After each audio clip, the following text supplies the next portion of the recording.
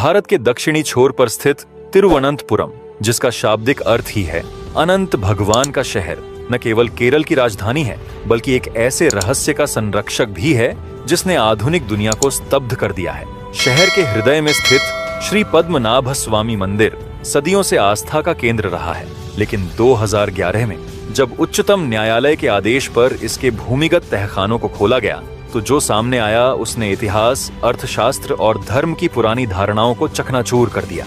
यह केवल सोने चांदी का ढेर नहीं था, यह मानव इतिहास का सबसे बड़ा ज्ञात खजाना था, जिसका मूल्य $22 बिलियन से अधिक आंका गया।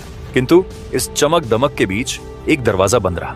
मंदिर का 7वां दरवाजा, जिसे तकनीकी रूप से वॉल्ट बी या भरतकोण कल्हारा कहा जाता है, आज भी अभेद्य खड़ा है। लोहे के भारी दरवाजों पर उकेरे गए कोबरा सांपों के चित्र, बिना किसी नट बोल्ट या कुंडी के बंद यह द्वार और इसके पीछे छिपे तथाकथित नाग बंधम के मंत्रों की कहानियां, यह सब मिलकर इसे एक आधुनिक मिथक बना देते हैं, जिस पर इंटरनेट पर बहुत अफवाहें फैली है।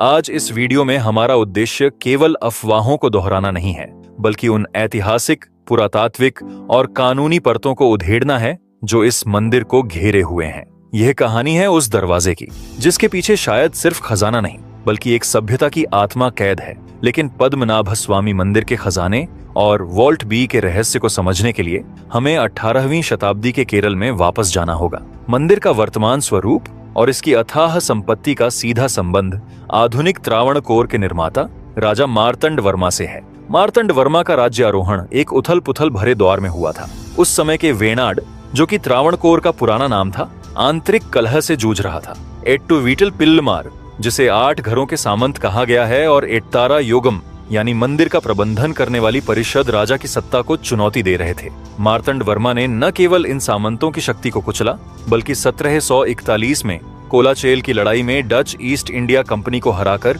एक विदेशी औपनिवेशिक शक्ति को परास्त करने वाले पहले एशियाई राजा बने। इस विजय ने त्रावणकोर को मसाला व्यापार, विशेष रूप से काली मिर्च पर एकाधिकार प्रदान किया। काली मिर्च, जिसे काला सोना कहा जाता था, उस समय वैश्विक मुद्रा की तरह थी।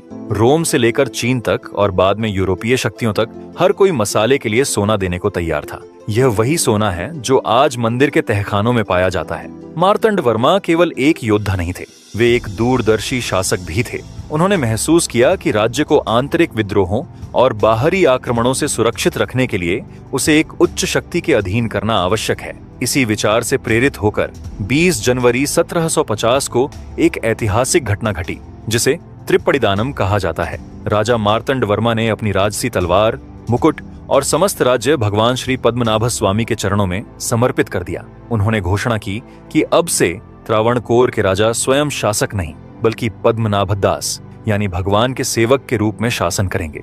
इस एक कदम ने राज्य के खजाने को मंदिर के खजाने में बदल दिया। कानूनी और ऐतिहासिक दृष्टि से यह एक अत्यंत महत्वपूर्ण घटना थी। चूंकि राज्य अब भगवान की संपत्ति था, इसीलिए राजाओं ने अपने व्यक्तिगत भोग विलास के लिए खजाने का उपयोग करने के बजाय राज्य के अधिशेष धन को मंदिर के तहखानों में जमा करना अपना धर्म समझा। 18वीं और 19वीं शताब्दी के दौरान जब भारत के अन्य रियासतों के खजाने अंग्रेजों या अन्य आक्रमणकारियों द्वारा लूटे जा रहे थे, त्रावणकोर का खजाना देवस्वम यानी ईश्वर की संपत्ति होने के कारण सुरक्षित रहा और मंदिर के गर्भगृह के नीचे जमा होता गया।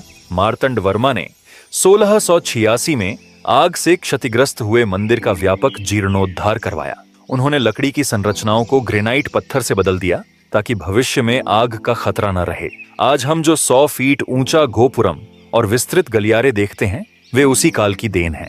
उन्होंने मंदिर के प्रबंधन को भी कड़ा किया और दैनिक अनुष्ठानों के लिए भारी मात्रा में सोने और चांदी के बर्तनों का उपयोग अनिवार्य कर दिया, जो बाद में वॉल्ट सी और वॉल्ट डी का हिस्सा बने। मंदिर का पूर्वी गोपुरम 100 फीट ऊंचा है, जिस पर हिंदू पौराणिक कथाओं के दृश्य उकेरे गए हैं। यह 100 मंजिला संरचना द्रविड़ शैली का प्रतीक है, जबकि मंदिर का गर्भगृह और छत तांबे की टाइलों से ढकी हुई है, जो केरल की वर्षा प्रधान जलवायु के अनुकूल है। गर्भगृह के भीतर भगवान विष्णु अनंत शयनम मुद्रा में विराजमान है, अर्थात वे शेष नाग पर लेटे हुए हैं। यह मूर्ति 18 फीट लंबी है और इसे 3 दरवाजों से देखा जाता है, जिसमें पहला दरवाजा से भगवान का सिर और शिव लिंगम पर रखा हुआ दाहिना हाथ देख सकते हैं।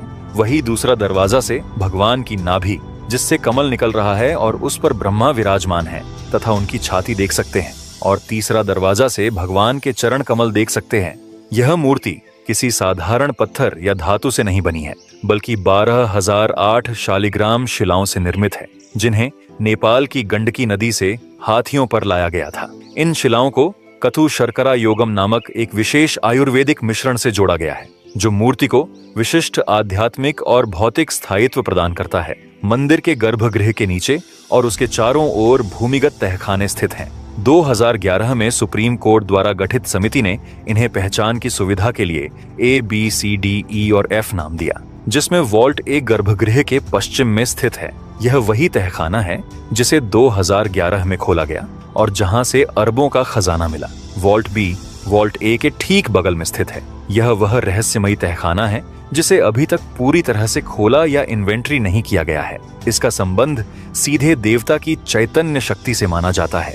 वॉल्ट C और D ये तहखाने नियमित रूप से खोले जाते हैं। इनमें त्योहारों और दैनिक पूजा के लिए उपयोग होने वाले सोने चांदी के बर्तन और आभूषण रखे जाते हैं। वॉल्ट E और F ये भी मंदिर के अन्य अनुष्ठानों से संबंधित वस्तुओं के लिए हैं। वॉल्ट G और H 2014 में एमिक्स क्यूरी की जांच के दौरान इन दो अतिरिक्त प्राचीन तहखानों का पता चला जो सदियों से बंद पड़े हैं। इन तहखानों की स्थिति इस प्रकार है कि वे देवता के विग्रह के ठीक नीचे या अत्यंत निकट हैं, जो इस विश्वास को बल देता है कि यह धन देवता का अभिन्न अंग है, न कि कोई अलग से रखा गया खजाना। इस कहानी का सबसे नाटकीय मोड़ 2011 में आया। टीपी सुंदरराजन, एक पूर्व IPS अधिकारी और वकील, ने केरल उच्च न्यायालय में एक याचिका दायर की। उनका आरोप था कि त्रावणकोर शाही परिवार द्वारा नियंत्रित ट्रस्ट मंदिर का कुप्रबंधन कर रहा है और खजाने की सुरक्षा खतरे में है। सुंदरराजन की याचिका पर कार्रवाई करते हुए सुप्रीम कोर्ट ने तहखानों को खोलने और संपत्ति का ऑडिट करने का आदेश दिया। 27 जून 2011 को जब वॉल्ट A का भारी पत्थर हटाया गया और लोहे का दरवाजा खोला गया, तो वहां मौजूद अधिकारी अवाक रह गए। टॉर्च की रोशनी में जो चमका वह किसी भी कल्पना से परे था। कहते हैं, मंदिर के गर्भ में स्थित वॉल्ट A कोई साधारण कक्ष नहीं था, बल्कि समय और आस्था के संगम से जन्मा एक रहस्यमय लोक। जब उसके द्वार खुले तो भीतर से ऐसी संपदा का दर्शन हुआ मानो देवताओं ने स्वयं अपना वैभव वहीं सुरक्षित रख छोड़ा हो।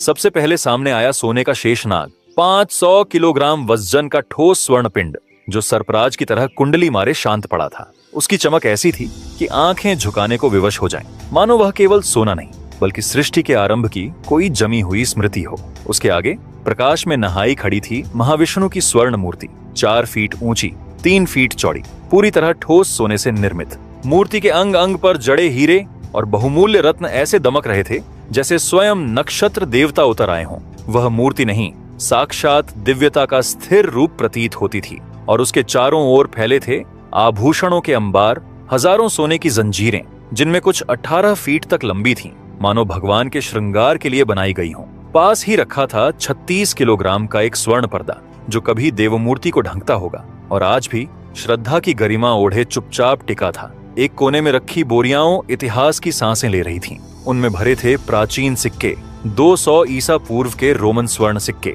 नेपोलियन के युग की मुद्राएं, वेनिस के डुकाट्स और डच ईस्ट इंडिया कंपनी के सिक्के। एक ही बोरी में 800 किलोग्राम मध्ययुगीन स्वर्ण मुद्राएं थीं, जैसे सदियों की यात्राएं करके वे सब यहाँ विश्राम करने आ पहुंची हों। और अंत में वहां थे रत्नों से भरे पात्र, हीरे, माणिक, पन्ना और नीलम, जिनकी चमक से पूरा कक्ष दियों के बिना ही प्रकाशित था। सोने से बने नारियल, जिन पर कीमती पत्थर जड़े थे, भक्ति और वैभव के अद्भुत मेल का प्रतीक बनकर रखे थे। इस खोज ने यह सिद्ध कर दिया कि प्राचीन भारत, विशेष रूप से त्रावणकोर, वैश्विक व्यापार का एक महाशक्ति था। यह धन केवल चढ़ावा नहीं था, यह सदियों के मसाले के व्यापार, सीमा शुल्क और राज्य के राजस्व का संचय था, जिसे भगवान को अर्पित कर सुरक्षित रखा गया था। जब वॉल्ट A और अन्य तहखानों से खजाना निकाला जा रहा था, तब वॉल्ट B एक चुनौती बनकर खड़ा रहा। यह दरवाजा अन्य दरवाजों से अलग है और यही हमारी कहानी का सबसे रहस्यमयी अध्याय है। वॉल्ट B का प्रवेश द्वार लोहे की ग्रिल और लकड़ी के दरवाजे के पीछे छिपा एक भारी लोहे का दरवाजा है। इस दरवाजे की सबसे बड़ी विशेषता यह है कि इस पर कोई नट, बोल्ट, कुंडी या ताला दिखाई नहीं देता। इसके बजाय इस पर 2 बड़े कोबरा सांपों की आकृति उकेरी गई है। ये कोबरा आकृति केवल सजावट नहीं है, ये एक चेतावनी है। हिंदू प्रतीकवाद में कोबरा खजाने और पवित्र स्थानों का रक्षक होता है। यह संकेत देता है कि इस दरवाजे के पीछे